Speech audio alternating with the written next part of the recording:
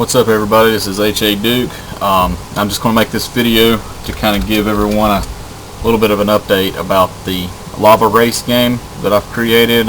Created it back last month. Got it up to update 7.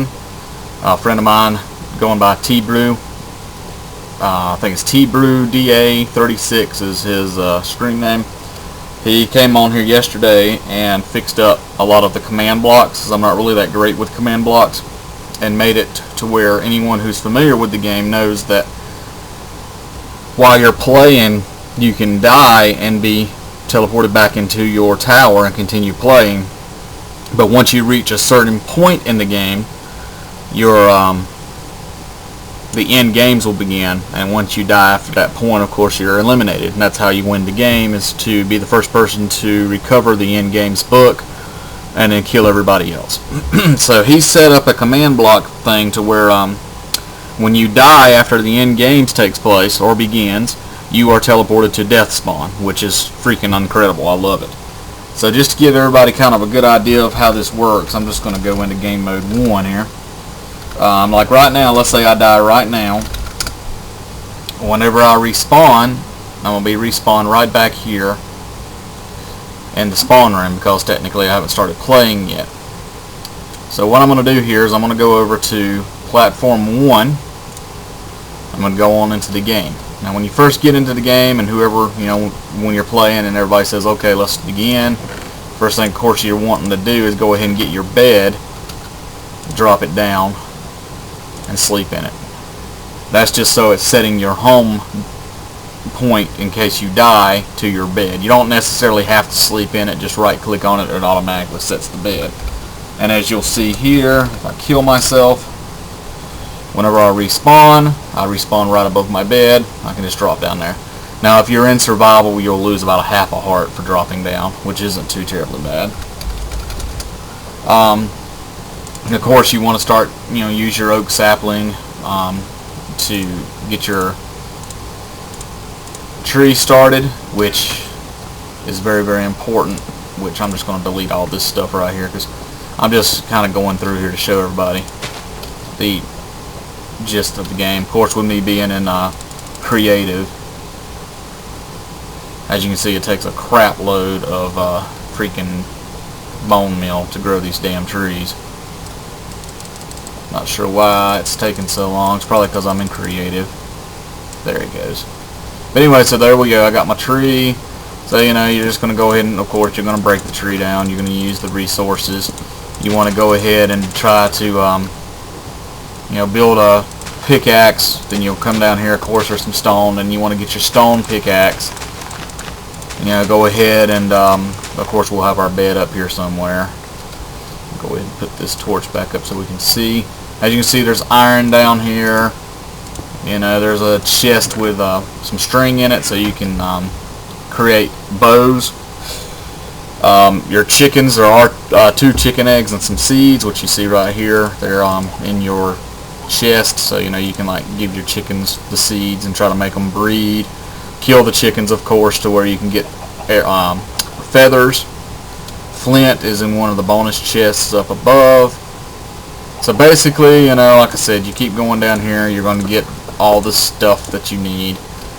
So you hit the bedrock, and there you see. That was bad, I shouldn't have done that. Let me fix this. There we go. As you can see, you'll have diamonds. Each and every single one of these platforms are exactly the same. So you eventually want to get that diamond, make your diamond sword, diamond pickaxe, it's totally up to you. The whole object of the game is to work your way up and out of the tower. That's the purpose of the game. As you can see here, let me see if this is one of the, I can't remember where the first, there it is.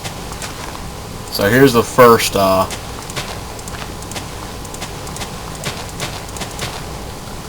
don't know what you call these, first bonus chest, I guess. You can open it up. You got a flint and steel, which is good because you got a bunch of leaves every damn where, like I do here. You can just go ahead and burn them all. Of course, be careful that you don't set yourself on fire. And as you can see everyone else's platforms. So if you've got more players, you can see their platforms. I've seen videos where people have been playing this game and I've heard them say, oh, you can't go to other people's platforms. That's not true. That's the whole purpose of having these extra little bonus chests everywhere. You can go to another player's platform any time that you choose. Of course, you have to build your way over to it, so you know, you use your blocks, come over. As you can see, here's another bonus chest right here. Inside you got 5 pies, 16 stone to help you even more. Let's say you want to go into somebody else's thing, you can do that. There's no rule that says you can't. You can build on the outside of your tower if you wish. It's totally up to you. As you can see, we've got a lot of cross beams up there whenever you make your way up. But let's just go over to this tower since that one's all screwed up on fire and everything. So let's say we're still building our way up, and here we have the second tier. There's some flint, so if you've made sticks and you've kept your feathers from the chickens, you can now make arrows. Of course, if you've got a bow from that bonus chest that was below to get the string to make a bow, and then you have arrows. So you can actually start shooting arrows at people around the area here. I'm just going to break this so I can get through here. There we go. So there we go. That's the next bonus chest. So you're just going to continue to make your way up to the next tier. This is the last tier here. You got some baked potatoes, you got some torches, and then right outside here, a lot of people miss this chest. There you have a potion of fire resistance that lasts 8 minutes, which can save your freaking life in case you fall off by accident and land in the lava. You also got invisibility, which is good because you know you can mess around with your opponents. You can start to work your way outside if you fancy. Go around. Maybe you can come down and over here if you've got enough blocks to do so, and take some of these other potions that are in some of these other platforms. That's the whole purpose of having all these bonus chests everywhere. I mean, sure, you can just dig your way straight up to the top as quickly as you want, but you miss all the goodies that can help you in case someone beats you to the top. And real quick, I'm going to go ahead and clear out my inventory here. There we go. Now, as you can see, on the outside of every single tower, you've got these special little, you got a diamond sword and a bow. Now, both of these are like super awesome goodies. If I can, no, they ain't gonna let me get it while I'm in creative. But anyway, the sword I think has like sharpness 4 and you know all this good stuff. The bow is of course an infinite bow with fire, so you definitely would love to try to get that bow, because if you've already got some arrows made, you don't have to worry about running out of arrows, so you basically can kill your opponents easier. Once you get to this point, of course, you can come over here. You can make your way over to these beams. We've got TNT, wool. If I'm not mistaken, there's some chests. You have the ones all the way up against the wall.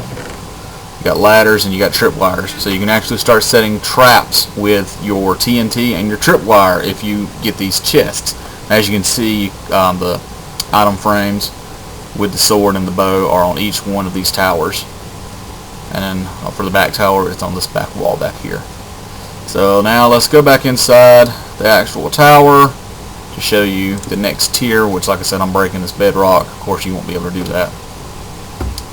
So now you're going to go up to the next tier. That was the third. This is going to be the fourth. Now, once you get here, you see the dirt, and you think, all right, yay, I'm at the top. Not the case.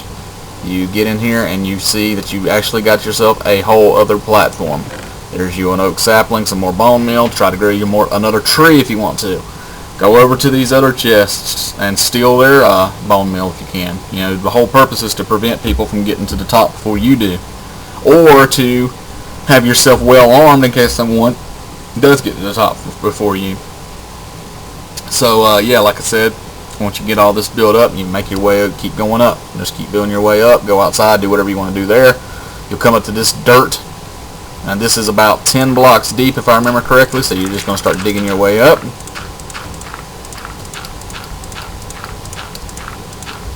Maybe it's more than 10. But anyway, here we are. So this is where you want to be. You may get here before someone else. But as you can see, so far, we have not gotten to the end games yet. So if I die right now, let's say that me and someone else are up here together, but no one's got the end games book yet, and I get killed, I'm going to respawn myself Well, see, my bed was missing because I destroyed it, so it actually sent me right back here. So yeah, that was my goof here. Let me go ahead and put my bed down and show you that again. Okay, there we go. So my home is now set, and let's see, maybe it'll let me go back to where I was. I don't know for certain. Nope, not gonna let me. Figures too much. Alright, so we'll just fly back up here.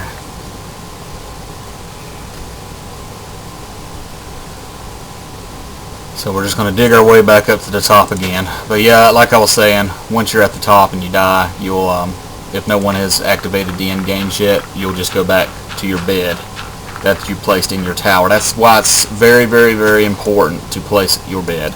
Now you can be smart, bring your bed with you and actually set it over here somewhere. Let's say I die before the end game starts, and I can place my bed here.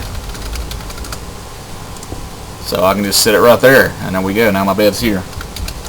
End games hasn't started yet, so if I die, I'm going to respawn right here beside my bed. So that's great. But the thing is, you know, I respawn, I don't have anything. So anyway, here's the floating altar. The first person that gets here is going to have a very, very distinct advantage because there's a lot of goodies in the chests at the altar. Also, something that a lot of players have not done yet in the videos that I've seen of my game. If you come up here, there's lava actually inside of the altar. So you can really make a bad day for people if you break some of these blocks. But what you want to do, you can come up to one of these corners and work your way up to the altar, or you can go around. Of course, you want to be careful of the netherrack not to catch yourself on fire. So here we are. I'm at the altar. And let's say I'm up here with someone and the in-games book is way up there at the top, up there, and say someone still has not gotten the in-game book. And I get up here and boom, I get killed. So I'm going to respawn right back here at the bed again. So I've got to make my way back up. So let's say I've got something built up and I'm back up here. Alright. Now next thing we want to do is go ahead and get into the end game altar. The only way you can get in is by these two doors. There's one on either side, which this sign here will tell you altar room doors are located. The arrow's pointing. There's only two ways to get inside here. Of course, you know, if you wanted to be fancy about it, you could break a couple of blocks and try to get in, but of course there's lava inside the altar. So, and there we see the end game's altar door has been opened. That is an alert to let everyone know, hey, somebody is at the altar. Now, I still haven't got the book yet, so let's say somebody's here and they kill me. Boom, I'm dead. There we are, I'm right back at my bed again. So I definitely want to give a big shout out and a lot of thanks to T-Brew for setting that up for us, because that is going to help a lot. So let's see, now we're inside. Of course, here's your chest. You got diamonds. There's lava buckets, a water bucket. You got bookshelves. You got splash potions of poison, potions of enchanting, stone brick monster eggs. You know, you got all kinds of goodies up here. And there's of course some more stuff. So you want to try to grab as much of this crap as possible and as quickly as possible when you get up here, so that you're ready to fight your opponents who may beat you here. And of course, there's the other altar door. You must recover the in-games book up above, then you must kill everyone else to win the game. So now we got to figure out how to get up there, which is right here. That's the only way up, as you can see right there where that ladder is. That's where we want to be. So let's just go ahead and take some of this stone and go ahead and build ourselves up to get there. And let's see here. There we go. Bet my own game and I can't even do it.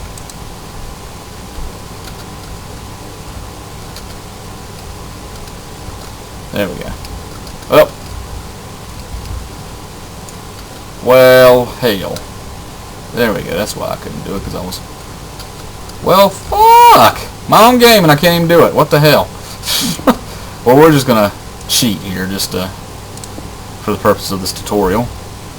I don't know why in the hell I can't get past that. I just want to show everyone the purpose of this. Okay, so there we go. Anyways, so now you see where it says HADuke spawn point has been set. That is the death spawn room now. So once you get to this particular spot right here, the death spawn has been set. So anyone who dies at this point is out of the game completely. So your little bed won't help you anymore. When you die here, you're done.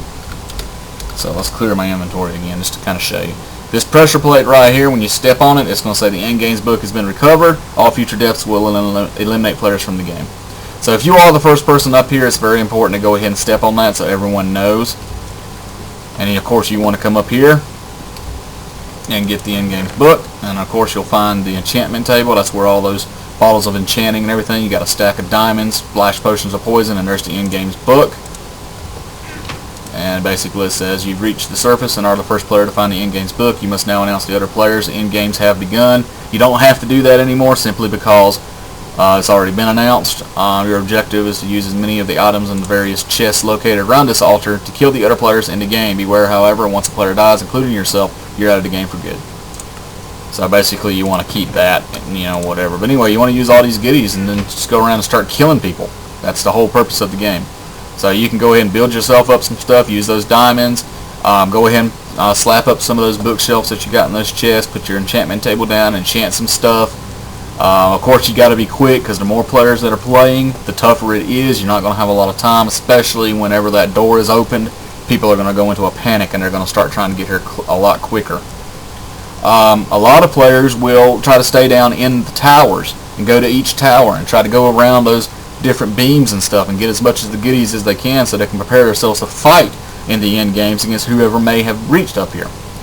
One more thing I do want to show you, one last bonus for this game, is up here you can actually build yourself all the way up to here, and this is what I called the forbidden chest.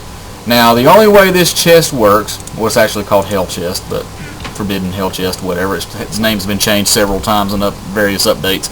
But as you can see inside the chest, there's every mob that you can think of, so you can spawn them. And of course you basically have an army of mobs at your disposal. You can wreak havoc on some people. Of course the only way it works is you have to go into the property files and allow hostile mobs to spawn. By default they don't spawn if you download the full server file the way I have it uploaded. So you'll have to go ahead and if you want to use that chest, you need to make sure that hostile mobs can spawn in the game. But that's basically it, and now let me show you what happens. End games have started, we're fighting, we're killing all the other players, and suddenly I get killed. So, and there we have it. I am now in the death spawn. And of course there is the stuff for T-Brew. He's the one who created this, so it works flawlessly. I'm so happy that he did that for me. I think that it'll make this game a whole lot better. That way there's a definitive way of knowing when you're out of the game. Of course it says death spawn area. If you died after the end games began, you have been spawned here. You may become a spectator if you are OP, or wait here until the game is completed. And basically that's it, and that's the game. And you're just in a backdrop room, there's no way to get out. You can say somebody else is in here with you and you can go ahead and fight them if you want to for fun. And when you die, you'll respawn right back again and again. So there you have it, though. That's basically the Lava Race Update 7. It's been updated on June the 17th. It's uploaded both at Planet Minecraft and the Minecraft forums. I appreciate everyone who has played this game. I really hope that Sky Does Minecraft and his crew will play it again now that it's been updated. There's a lot of stuff been added. It's a little bit more understanding. I'm not really good with the whole rules and stuff of my games, which I've noticed from the first video.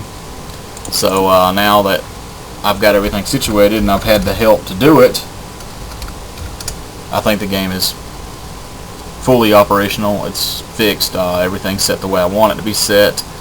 Of course, there's the arena. You can see how massively large that is, how high that is. This is the initial spawn room, and then over there's the death spawn. That's it. That's Lava Race. Probably tomorrow I'm going to actually be playing this game with a few of my friends from my personal Minecraft server, and so I'll do a video of us all playing it and upload it to my YouTube channel. And that's all I've got to say. I really do appreciate everyone watching this, and I hope this kind of brings a little bit more light to the game. Shows you a few of the secrets and the bonuses that you can get if you play the game right. Explains the rules a little bit better, and like I said, with T-Brew's help, the command block mechanisms are working flawlessly, and I'm very happy for that. So thanks for sticking through, watching the video through all my oohs and ahs. I'm not the greatest speaker, but I do enjoy Minecraft. I do enjoy making these mini games, and hopefully I can continue doing this and come up with some more ideas and make some more awesome games later on. If you haven't checked out Lava Race 2, be sure to do that. Eventually I'll see if I can get T-Brew to set up a command mechanism for that as well. Lava Race 2 is just like Lava Race, except it's in teams. There's no end game, so when you die in that one, you're done basically. The purpose of the game is to be the first one to reach to the top, and then it becomes basically a King of the Hill style game. Eliminate all the other team members. And then Island Siege, which is 16 little islands. You spawn on one of them, and you basically are going around trying to capture the other island's gold blocks, and you want to get at least 3 of them back to your island to win. So definitely check both of those out. You can find them on Planet Minecraft and the Minecraft forums. And thanks for watching this. This is HADuke signing out.